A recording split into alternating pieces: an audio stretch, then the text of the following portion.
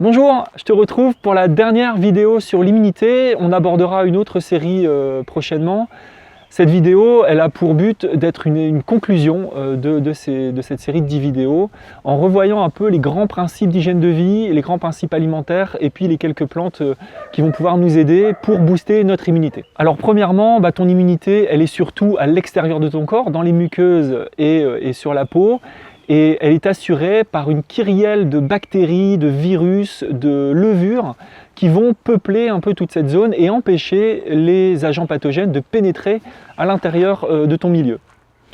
Et pour soigner ce microbiote, c'est des règles d'hygiène de vie assez basiques finalement, puisqu'on va devoir assurer une alimentation surtout végétale, avec énormément de légumes crus, de légumes cuits, des jus de légumes qui vont nourrir ce microbiote.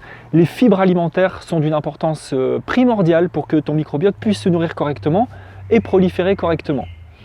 On va aussi éviter d'avoir une alimentation qui soit trop inflammatoire, et donc pour ça on va avoir accès aux oméga 3 en quantité, parce qu'aujourd'hui l'alimentation est trop déséquilibrée en faveur des oméga qui sont pro-inflammatoires, c'est-à-dire les oméga 6 et les oméga 9. Donc on va avoir comme souci d'apporter énormément d'oméga 3.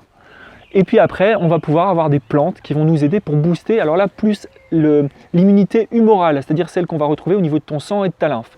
Et parmi ces plantes, les incontournables, c'est par exemple l'échinacée, Echinacea purpurea, qu'on va pouvoir prendre en liquide, en gélule.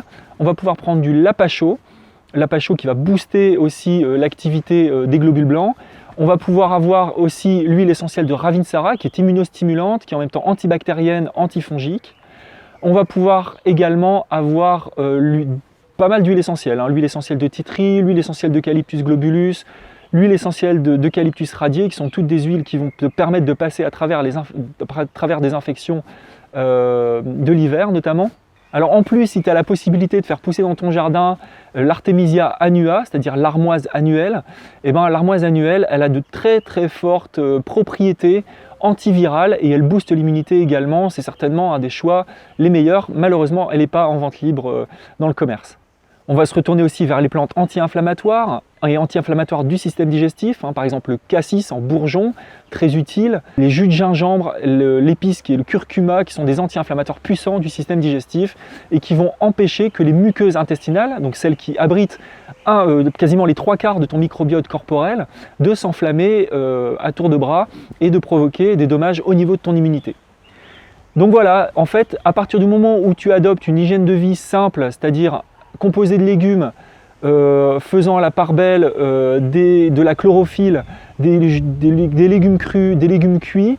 Si tu évites les produits laitiers de vache, le sucre et tous les agents acidifiants de l'alimentation, au niveau de ton hygiène de vie, ça se passe bien.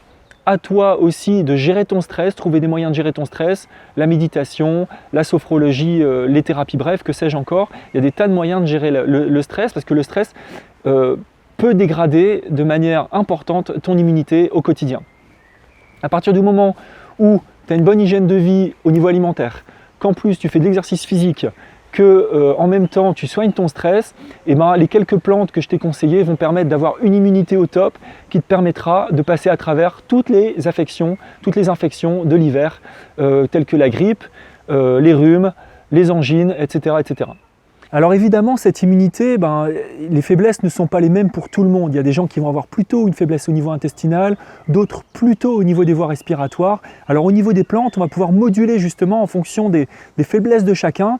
Et l'iridologie est un outil très intéressant dans ce cas-là, parce qu'au niveau de l'iris de l'œil, donc la partie colorée de l'œil, on peut très facilement voir là où se trouvent les faiblesses. Un intestin enflammé, ça se voit très très bien.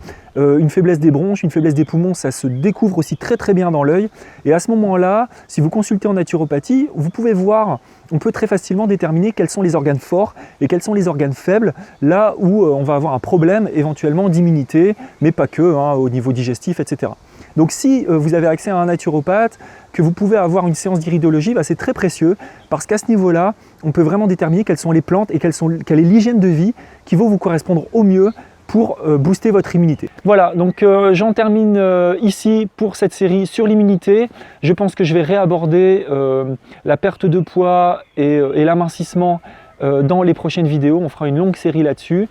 En attendant, n'hésite pas à mettre un commentaire, partage cette vidéo si elle t'a plu, et puis on se retrouve bientôt pour une nouvelle série. Merci de ton attention et à bientôt. Au revoir.